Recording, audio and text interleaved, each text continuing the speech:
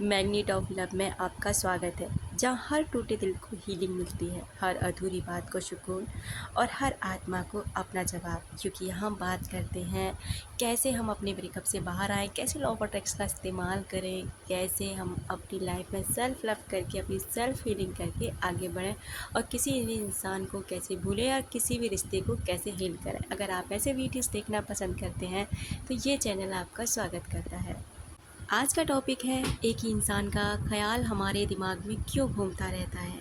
अगला सवाल हम ये भी करेंगे कि इससे हम कैसे बच सकते हैं, कैसे उस इंसान को अपने दिमाग से निकाल सकते हैं, उस ऊर्जा को रोकने के लिए हमें क्या करना चाहिए। और 4 ऐसे संकेत के बारे में भी जानेंगे जिनसे हमें क्यों वो इंसान इतना याद आता है, क्यों हमारे दिमाग में चलता रहता है। क्या इनमें से कोई एक कारण आपके अंदर भी है? तो कमेंट में यस ज़रूर लिखें। हो सकता है यूनिवर्स इसके थ्रू आपके उस चीज़ की हीलिंग करना चाहता हो। यूनिवर्स चाहता हो कि आप ना अपने अपने अतीत से बाहर निकलें और उस इंसान की यादों से, उस परेशानी से, उस परछाई से बाहर आएँ, जिससे आप अपनी ग्रोथ कर सकें। तो चलिए वीडियो को आगे बढ़ाते हैं। मानव का मन भावनात्मक लगाव और ऊर्जा कनेक्शन से जुड़ा होता है। जब कोई इंसान हर वक्त हमारे मन में घूमता रहता है तो इसके पीछे कुछ गहरे साइकोलॉजिकल और स्पिरिचुअल कारण हो सकते हैं। सबसे पहला कारण है अधूरा भावनात्मक जुड़ाव। आपने उस इंसान से कुछ गहरा महसूस किया लेकिन वो रिश्ता पूरा नहीं हो पाया। जैसे मन में कुछ क्लोजर या कंप्लीशन चाहता है, यानी कि मन ये चाहता है कि ये रिश्ता या तो उस जगह पे पहुँचे, उस मुकाम पर पहुँचे कि ये अधूरा रह क्यों गया, इसमें कमी कहाँ थी। तो बार बार आपका मन उस जगह पर जाता रहता है। नंबर 2 पर आता है ऊर्जा का आदान प्रदान। जब दो लोग गहराई से जुड़ते हैं तो उनके बीच एक एनर्जेटिक बॉन्ड बनता है। अगर आपने उस व्यक्ति के साथ गहराई से बात की है, प्यार किया है, उससे भावनात्मक रूप से जुड़े हो, तो उसकी ऊर्जा आपके आसपास रहती है, यानी कि वो इंसान भी आपको महसूस करता है, उसके माइंड में भी आप घूमते रहते हैं।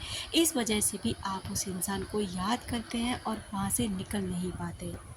अगला संकेत है टेलीपैथिक कनेक्शन। कभी कभी वो भी आपको उतना ही सोच रहा होता है और आप भी उसकी सोच को महसूस कर रहे होते हैं, वो भी बिना शब्दों के। यानी वो इंसान भी आपको कभी सपनों के ज़रिए, कभी आपको अपनी यादों के ज़रिए, कभी टेलीपैथी के ज़रिए आपको याद करता रहता है, अपनी एनर्जी सेंड करता रहता है, जिससे आप ना उसकी एनर्जी को कनेक्ट करते हो और आपके दिमाग से वो इंसान नहीं जाता।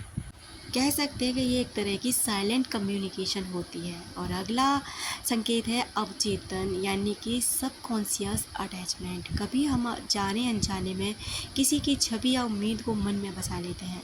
हमारा अवचेतन मन बार बार उसे याद करता है क्योंकि उसने हमें किसी भाव और एक गहराई के साथ हमारे दिल को छुआ है। अगला संकेत है स्पिरिचुअल संकेत, सोल कनेक्शन, यानी कार्मिक लिंक।